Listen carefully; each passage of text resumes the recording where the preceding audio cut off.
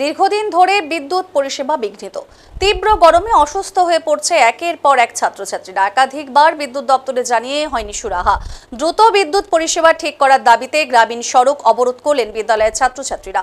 মঙ্গলবার ধূপগুড়ি ব্লকের গধেয়ারকুটি হাই স্কুলের ছাত্রছাত্রীরা মিলে বিদ্যালয়ের সামনে সড়ক অবরোধ করেছে। জানা গেছে প্রায় এক মাস ধরে বিদ্যালয়ের বিদ্যুৎ পরিষেবা বিঘ্নিত হয়ে রয়েছে। ভোল্টেজ আপ ডাউনের কারণে ক্লাসরুমের ফ্যান ঠিকমতো ঘুরছে না।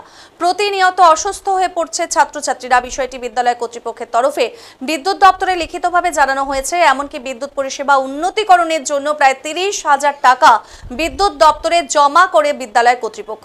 কিন্তু এক মাস হয়ে গেলেও বিদ্যুৎ দপ্তরের তরফে বিদ্যুৎ পরিষেবা ঠিক করার কোনো রকম উদ্যোগ দেখা যায়নি। বিদ্যালয়ের ছাত্রছাত্রী শাহিদা খাতুন অর্ঘ্য সরকার জানিয়েছেন, গরমে ক্লাস করতে খুব অসুবিধা হচ্ছে।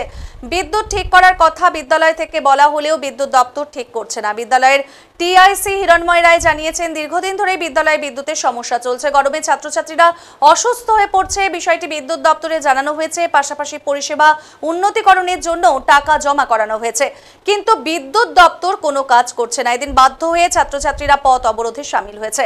এদিকে পথ অবরোধের জেরে রাস্তার দুধারে গাড়ির লাইন পড়ে যায়। ঘটনার খবর পেয়ে ঘটনাস্থলে আসে ডাউকিমারি ফাঁড়ির পুলিশ। পরবর্তী বিদ্যুৎ দপ্তরের প্রতিনিধিরা এসে দ্রুত বিদ্যুৎ সারাইয়ের আশ্বাস দিলে অবরোধ তুলে নেয় ছাত্রছাত্রীরা।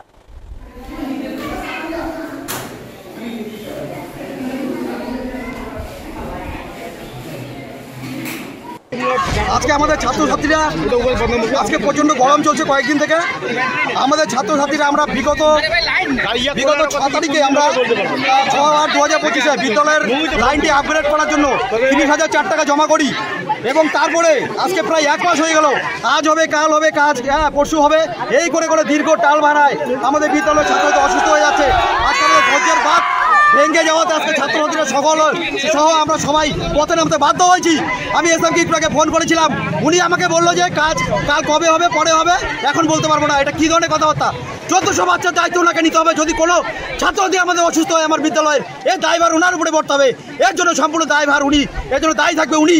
আজকেই আমাদের কাজটা লাগবে। টাকা জমা দিয়েছে, এই যে রসিদ 6 তারিখে জমা দিয়েছি, 30,004 টাকা রসিদ আছে আমাদের বিদ্যালয়ের লাইনটি আপগ্রেড করার জন্য। তারপরে বিদ্যালয়ে লাইন থাকে না, কাজটাও হয়নি এখনো। কেন?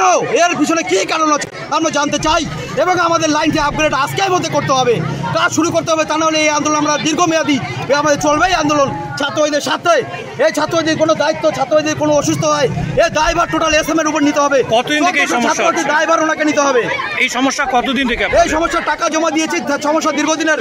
এই অঞ্চলে এমনি শোনা যায় প্রায় লাইন থাকে না। আমি জানি না কোনো অজ্ঞাত কারণে পিছিয়ে পড়া একটা অঞ্চল, তারপরে কোনো এই অঞ্চলে প্রায় শোনা যায় যে লাইন থাকে না এবং আমাদের স্কুলে দীর্ঘ বহুদিন থেকে এই সমস্যা হচ্ছে।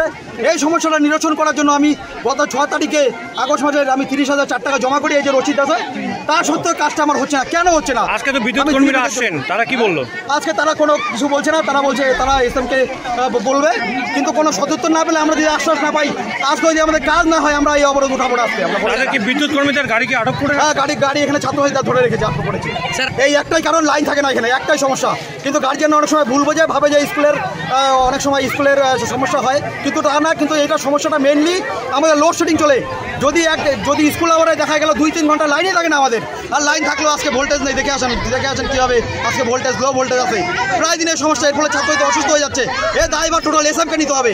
যদি আমাদের লাইনটা 3 ফেজ অবরোধ করবেন? আমাদের অবরোধ আজকে সারা দিন রাত চলবে।